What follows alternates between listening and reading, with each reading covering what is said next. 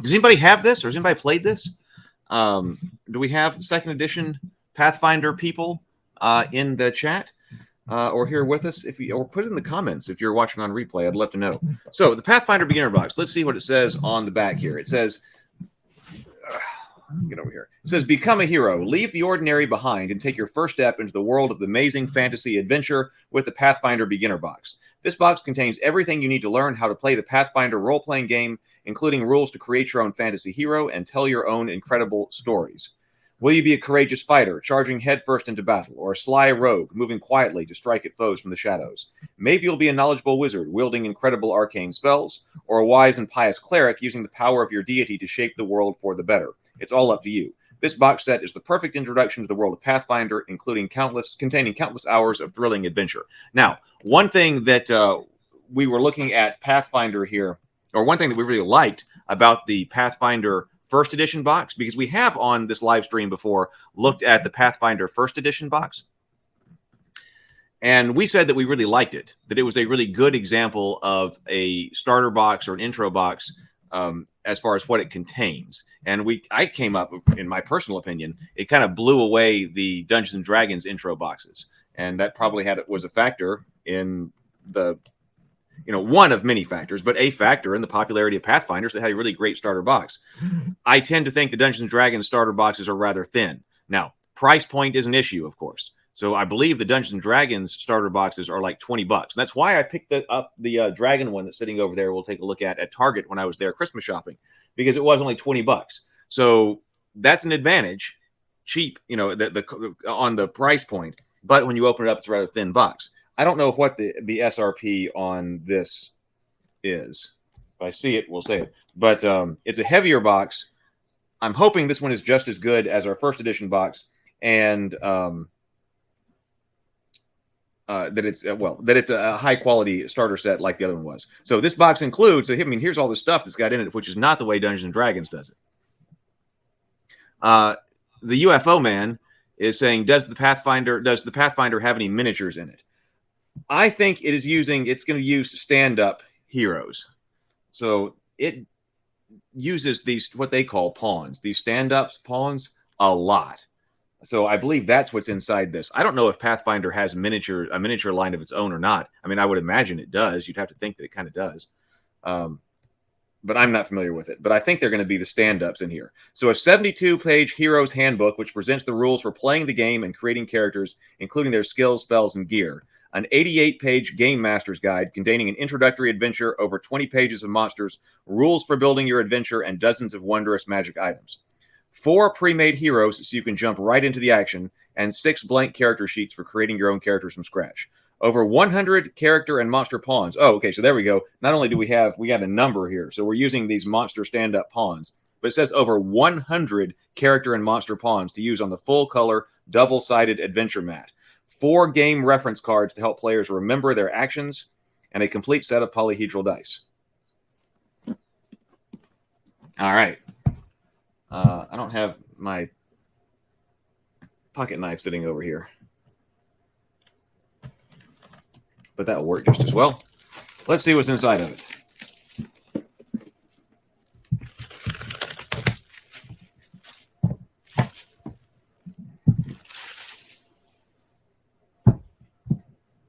Here we go. It's a nice size box for an intro box as far as physical size goes.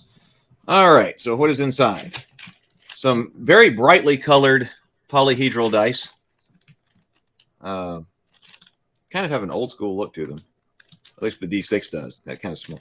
The font and stuff like that. We have plenty of dice, so I'm not going to open those up. We know what dice are. And then we do have a whole bunch of stand-up bases for the pawns. So we've got a bunch of circles, one really big circle, and then one green for some reason. I wonder why we have a green one. But we do. So those will help the pawns stand up. We'll look at them later. Read this first. See, I like this. I like to read this first. And I like the way that it's packaged so that you see that at the top. So I don't think Dungeons & Dragons has this. We'll see if the new one does. But I like this. So I know nothing about second edition Pathfinder, and I'm interested. So not only am I examining the box set and its contents, but I also really want to know how to play this game and figure out what they did with it. Because it's so odd that just fell off my radar. Okay, so read this first. What is Pathfinder? Pathfinder is a cooperative role-playing game, also called an RPG, a fantasy adventure. Grab some friends to play the heroes in an adventuring party. Go on a quest, explore mysterious environments, battle dangerous monsters, and find treasure, and tell a story together. So if you're on your own, Pathfinder is designed for group play, but this box includes a solo adventure, which I really like. We went through the solo adventure for Pathfinder last time when we were playing the first edition of Pathfinder. So I want to go through a solo adventure here and find out how to play second edition. Open the Hero's Handbook to page 2 to play Pirate King's Plunder, which will teach you the basics of the game.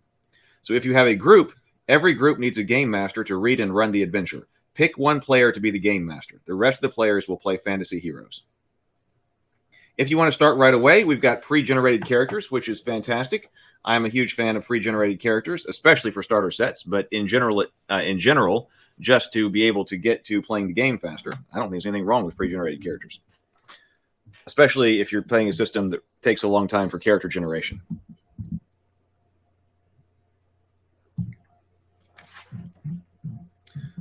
You could be the devout cleric of Kira, the most powerful fighter, or the powerful fighter, Valorous, the sneaky rogue, Miserial, or the intelligent wizard, Ezrin. Take the character folio for that character and the cardboard pawn that matches them. If you want to make your own character, take a blank character sheet and turn to page 12 in the Hero's Handbook. And last time, in the first edition box, I really liked the way that they explained creating a character. They got right to it and didn't mess around, rather than having to read that gigantic book. They did a good job summarizing it. So we will see here if they do that again. This book will guide you through filling out your character sheet to making a unique hero. When you're done, choose a pawn to match your character. If you want to be the game master, take the game master's guide. Turn to page 2 and read up. Okay, so Pathfinder beginner box components. Hero's Handbook, Game Master's Guide, dice, blank sheets, generated characters. Double-sided flip mat, I think, is fantastic to include. 24 character and monster pawns, and then the plastic bases. All right, let's see. I'm going to put what we look at.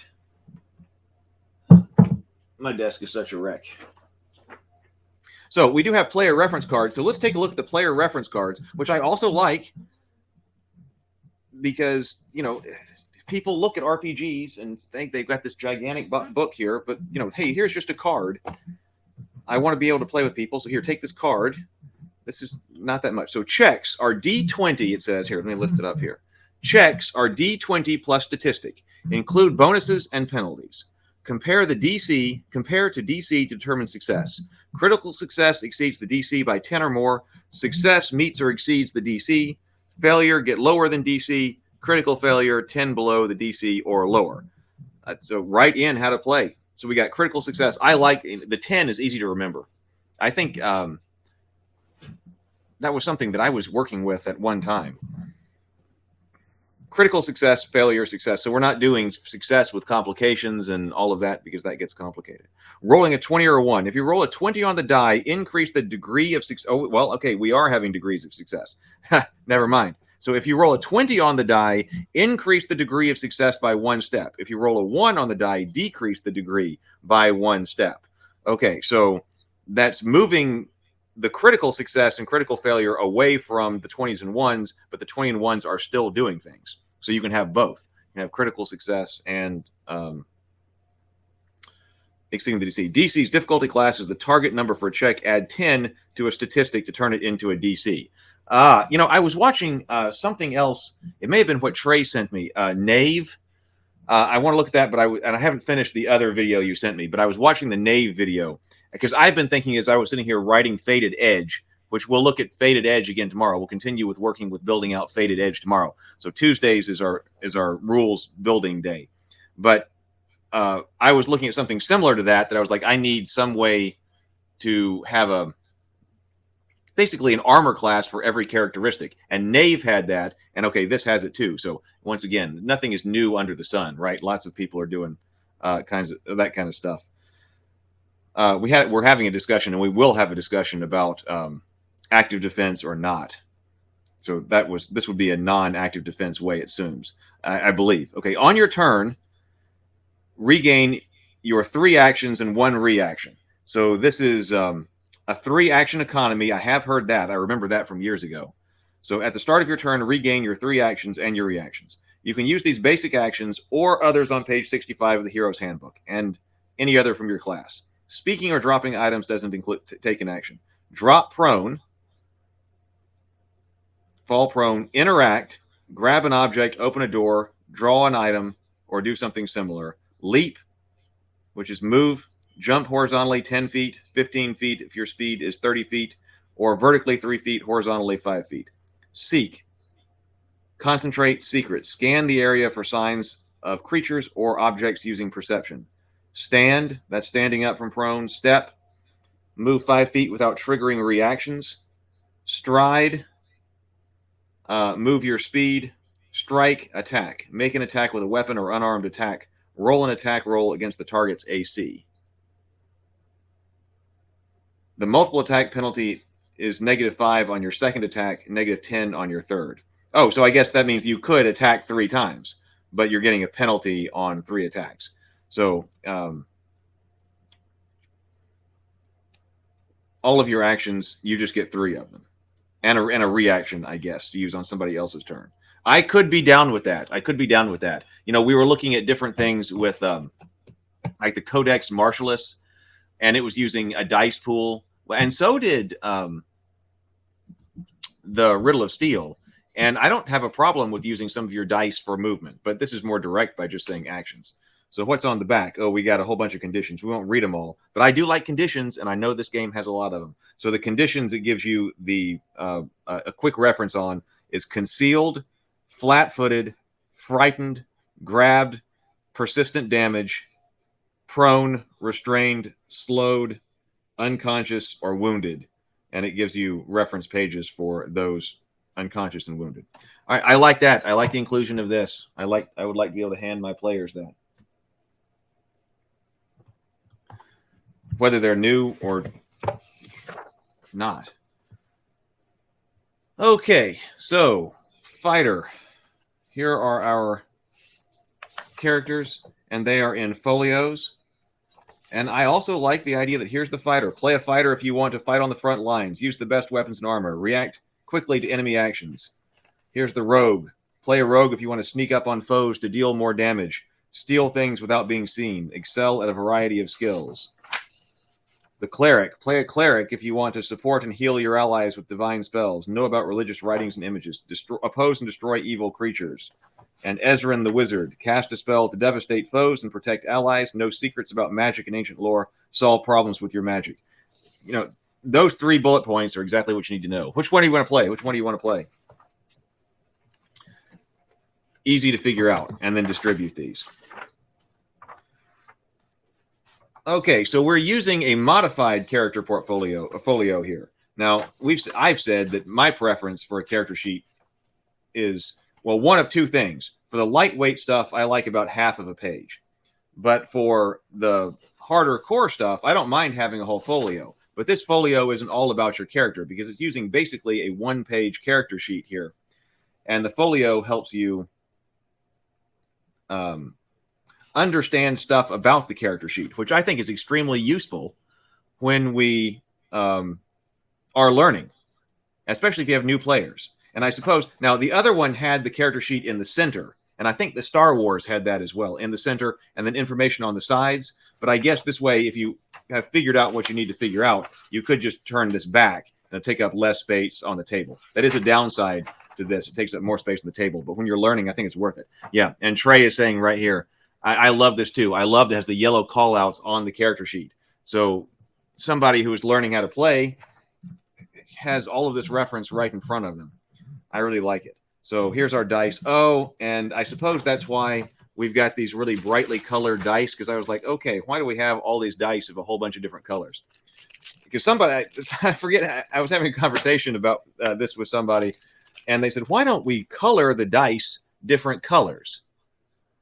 And that way you can tell what size die it is. And I was like, well, you know, you can do that by shape. You can just look at the shape of the die. But if you've never done something like this before and you are new to polyhedral dice, yeah, it makes sense that they're different colors. And then that way you know that, hey, that's the yellow die, the 6-sided die, you know, when you're learning something like that. and it gives you that reference on the sheet. So that's really cool. We've got actions. Let's see. It might tell you what is an action, or some things may take 2 actions, 3 actions, reaction. Proficiency is untrained 0, trained 2+, expert 4+. So what do we got here? Let's see. So we got the name. So what are we looking at? The cleric. Okay. Your character sheet. This tells you all the statistics, abilities, spells, and equipment for playing the cleric. Do I need... Yeah, see, that light doesn't really help, especially since we got the better camera. For the morning grind. Take a reference card. The action counters can help you track your action. Each portion, there might be punch-out action counters. So ancestry, human, you have extra hit points for being a human. B is background. As an acolyte, you learned about writing tests, giving the scribes lore skill, and gained the student of the canon ability for religious checks. Background ability, student of the canon. You don't get false information when you critically fail to recall knowledge using religion, and you know information about your deity even if you fail. C, class cleric. You're a cleric of Sarenrae, which gives you spells and abilities listed here. So, divine font. When you prepare your spells, you prepare 2 extra first-level heal spells in addition to the spells you choose. Sarenrae. Cairo worships Sarenrae, goddess of healing, honesty, redemption, and the sun. So G are our skills. So we got a skill list here. Acrobatics, Arcana, Athletics, Crafting, Deception, Diplomacy, Intimidation, Lore. And it says that scribing must be some type of a specialization of lore. Medicine, Nature, Occultism, Performance, Religion, Society, Stealth, Survival, Thievery. We've got one. So this is our total bonus over here. So we're getting a bonus based on a characteristic right here, and then also proficiency bonus. Most of them are 0, but I guess T is for trained. Gets you 2 plus your level. Okay, so I guess so, because being trained in a skill, it says over here, gives me 2 plus my level. At that level of proficiency, I'm a level 1 person, so that's why I got 3. Expert gives me 4 plus my level. So am I an expert in anything? I'm not an expert in anything.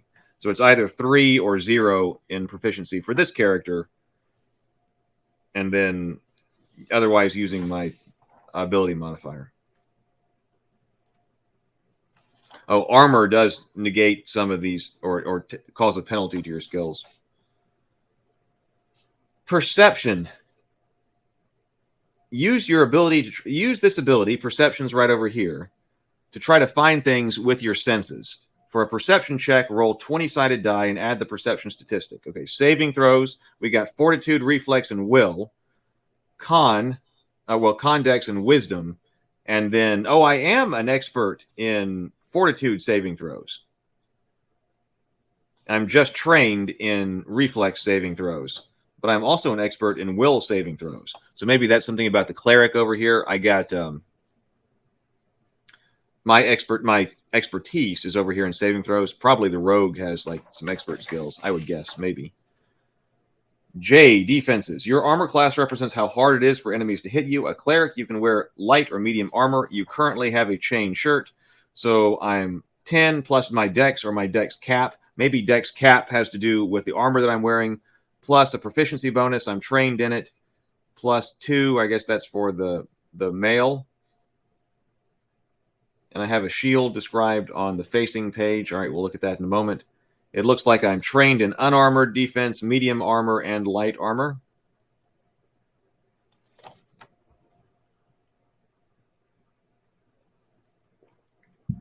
Feeling crunchier than D&D.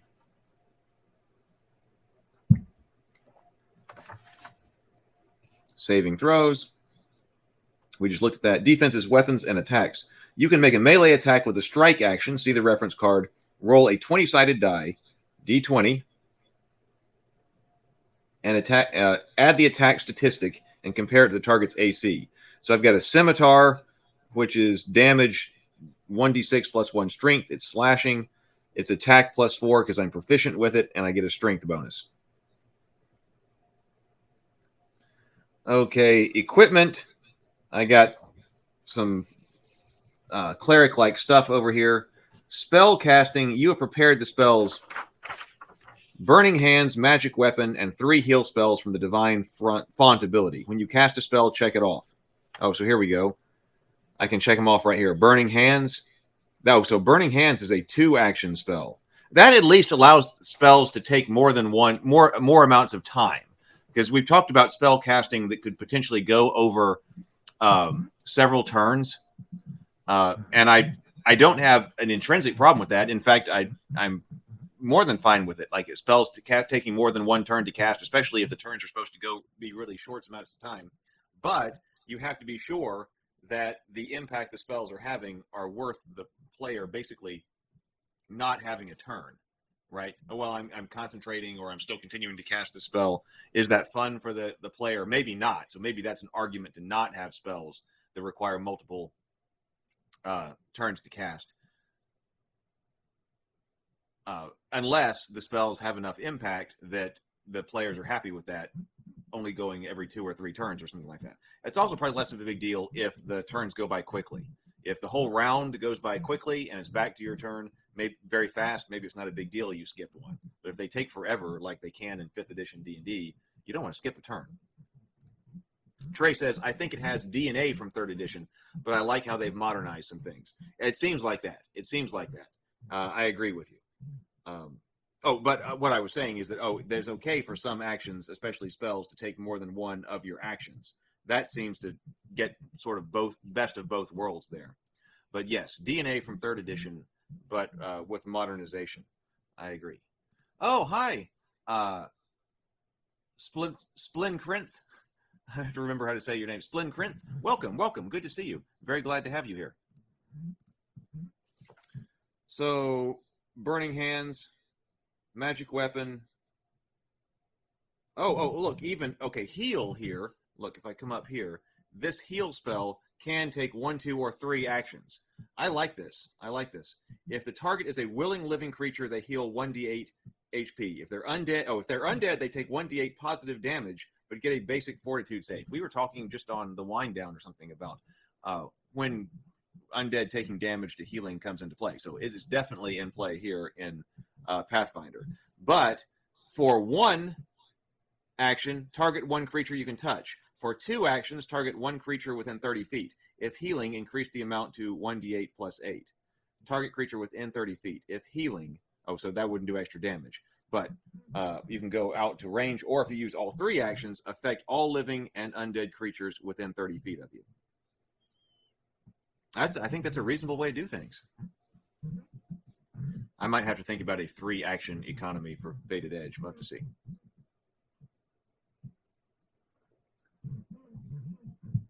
Other spells. If you want to prepare different spells in your 2 spell slots, see page 22. Okay. Cantrips. We've got cantrips too. Detect Magic.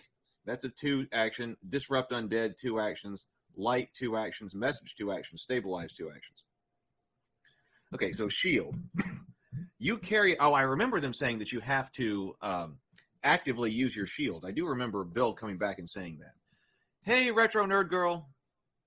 Welcome. So glad to have you here. Good to see you this morning. Happy New Year. Happy New Year. And everybody, be sure you're subscribed to Retro Nerd Girl's channel as well. So I do remember you have to actively use your shield. So you carry a shield and have the shield block reaction to protect yourself. Raise shield. You do have to pay an action. If you lift your shield up to get a +2 circumstance bonus to AC until the start of your next turn. So shield block. If your shield is raised, you can spend your reaction to block a physical attack. Reduce the amount of damage by 5, but then you and your shield both take any damage left over. This might break or destroy your shield. Your shield has a maximum of 20 hit points. Okay, so wait a minute. Let's understand the shield thing. So if everybody's played this, make sure I'm understanding this right. Because I am over here on my defenses. I've got a +2 to my AC. I guess that's because of the armor that I'm wearing. It doesn't explicitly say. I'm looking for that. I don't see it. It says you have a shield described on the facing page. So I guess my shield does not automatically give me AC. I have to raise my shield with an action. And only if the shield is raised can I use this. Oh, you're not seeing what I got over here. But so only if my shield is raised do I get to shield block. So I've got +2 AC when I raise the shield. And then when it's raised, I can use that reaction. I thought I was going to be able to use the reaction anytime I have a shield. It seems like, so you have to actively use your shield. I would think that the shield should either give an AC bonus or just allow you to always block. Allowing you to always block when you've got it would be cool. And then allowing you to do something else when you're like actively hiding behind it and trying to use it as a wall or something. I don't know. We'll take a look at that. Oh, yeah, I know. Trey, we were talking about that just the other day, right? So Trey says, oh, I like that. I've always enjoyed games where shields and weapons can be damaged. It makes for some exciting plays. I agree. The downside is that it's often more tracking because Hackmaster has that. But you're tracking hit points. You basically got to track hit points for your shield as well. So shield block. So what did it say here? It says, I can block. You can spend your reaction to block a physical attack. Reduce the amount of damage by 5, but then you and the shield both take any damage left over. This might break or destroy your shield. So if it's an 8 points of damage, shield block allows me to drop that to 3.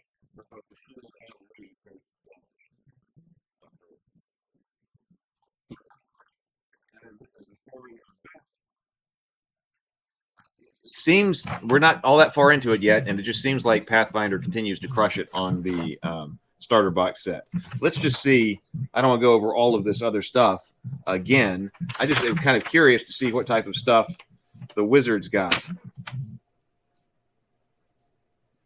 Wizard has a dex AC of 15. Let's see. So we got Magic Missile, which can be a 1, 2, or 3 action spell. For every action you spend to cast a spell, you shoot a dart of magic force toward the creature. Shocking Grasp, that's 2 actions. Force Bolt, 2 actions. Cantrips. Detect Magic, 2 actions. Light, 2 actions. It seems like most of the spells are 2 actions. Although some of them have an option for 1. Ray of Frost, Message.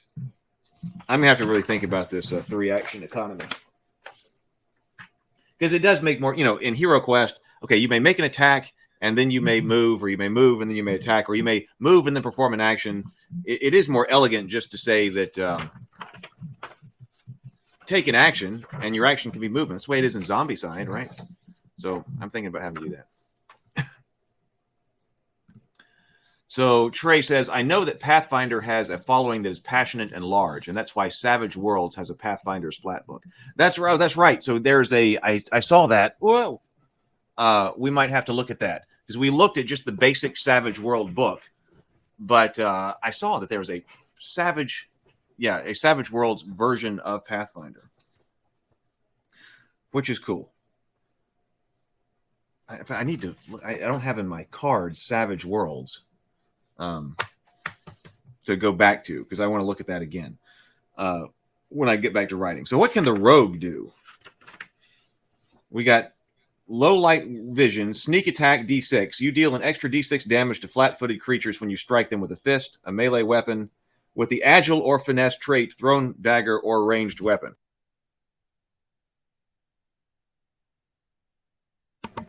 Excuse me.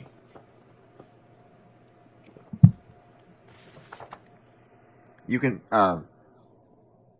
so you're dealing this to flat-footed creatures. You can make a creature flat-footed using your surprise attack ability, if you're using stealth, or if they're flanked between you and an ally. Subtle theft. Others take -2 to their perception DC when you steal. If you create a diversion, you can steal something before the end of your turn without being seen by the creature you diverted. Surprise attack. So here's the surprise attack skill. On the first round of combat encounter, if you rolled the stealth skill for your initiative roll, creatures that haven't acted yet are flat-footed against your attacks. You add dexterity instead of strength on damage rolls with melee weapons that have the finesse trait. Trap Spotter and Whisper Elf. You have a +2 circumstance bonus to perception to hear creatures within 30 feet. All right. Oh, well, no. The thief is not an expert as far as proficiency goes in skills. Also expert in saving throws, so must have to level up to get that. So the fighter here, what's the fighter get? So attack of opportunity. You have a special reaction you can take to hit foes who leave themselves open to attack. Attack of opportunity. If a creature you can reach within melee with a melee attack makes a ranged attack, use an action with the manipulate. Oh, use it. Okay. If a creature you can reach with a melee attack makes a ranged attack, uses an action with the manipulate or move trait, or leaves a square on its turn, you can use your reaction to make a melee strike against that creature. If your attack is a critical hit and the foe is using an action with the manipulate trait, their action does not have any effect. So not everybody can do attacks of opportunity on a reaction, maybe.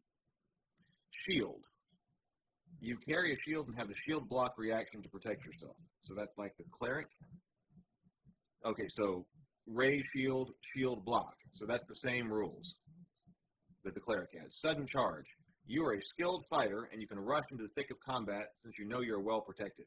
Sudden charge requires 2 actions. With a quick sprint, you can stride twice. After moving, you can reach any enemy. If you can reach any enemies in a melee attack range, you may make a melee strike against one of those enemies.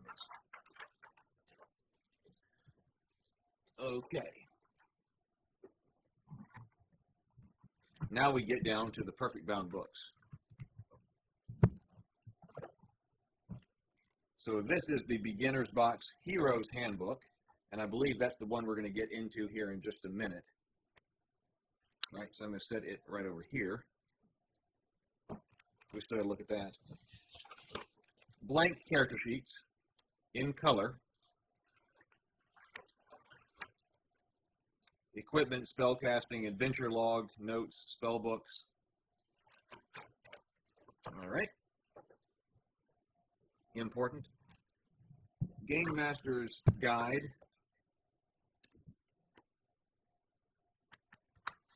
We'll look at that in just a moment. I may not have enough room here. The Rules Lawyer. Welcome, the Rules Lawyer. Great to have you here. Welcome, welcome, welcome. So the Rules Lawyer says, and most spells have manipulate trait, so that can be disrupted. Oh, interesting, interesting. So if somebody's within range of the fighter and the fighter has their reaction, then he can disrupt spells by attacking. I like that. I'll also have to think about this reaction. Spline Corinth says opportunity attacks is a fighter thing. Okay, so it's moved away from everybody and gone to just fighters. All right, good to know. Thank you. Maybe different classes can do different kinds of things with their reactions. I don't know that I'm going to have enough space to open this all the way up with all the stuff that's on my table, on my desk here. But this is nice. This has got some really nice art here. And, of course, if you're going to be playing games with tactical combat, and by tactical combat, I just mean space-by-space movement. This is nice. This is definitely an upgrade from the first box set. I like it. It's glossy, so you should be able to use dry erase or wet erase markers on it if you want to. But this is nice.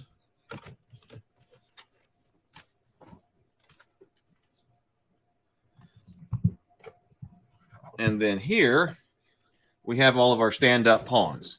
So, okay, so now see here we've got, these must be our action tokens so that people can drop them on their character reference sheet. So we've got Drow Warriors, Elemental, Brine Shark, Gargoyles, Ghost Commander, Ghouls, Harpy, Hellhound, Hobgoblin Warrior, Sewer Ooze, lots of kobolds over here. these kobolds, they've got BB on them. And the same thing with these rats here. We got giant rats, giant skeletons, snake vipers, hellhound, harpy, orc commander, skeleton guard, web lurker, wolf, zombie shambler, whites, skeleton guards, orc troopers. Here are our players. Cleric, human female, cleric, human male.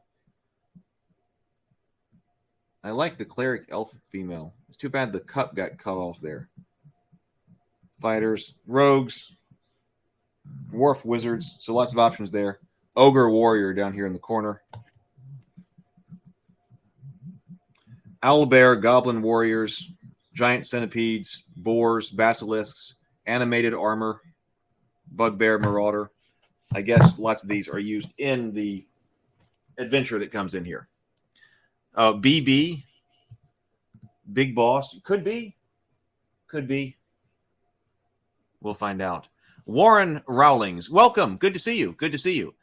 Warren says, I admit I love the idea of pawns instead of the minis. So much easier on storage and transport. I agree. Now, I like miniatures. I've been painting them up, and do like having painted miniatures, like to a tabletop standard for a whole box of a whole board game box or something like that. But I don't have a problem with pawns either. And in fact, the skinny minis, I did an unboxing of skinny minis, which are the pawns that are on clear plastic, and they are have really great art on them. They're front and back, so you see like the front of the character on one side and the back of the character on the other side, and it's got the plastic, the clear plastic. I've got hundreds of those things. You got to organize them, which I guess you'd have to organize those too. But they're so nice. I don't have any problem with them either. I'd rather have those than a whole bunch of unpainted and especially unassembled miniatures. Okay, and then Pathfinder Society sheet, and that should be the end of it. The adventure continues. It tells you what to go and get after this. The core rule book, the advanced player's guide, the bestiary, and the game master's guide. Oh, so I am missing some of these. I just have the core rule book. Oh, I have the core rule book and the bestiary. So I've got those two things. I don't have the game mastery guide or the advanced player's guide. That's okay. I'm still trying to get into this anyway. Rules lawyer says the BB means beginner box. They have pawn sets for the bestiaries and some adventure paths too. Okay, got you. So you can distinguish between the stats or the looks or something like that.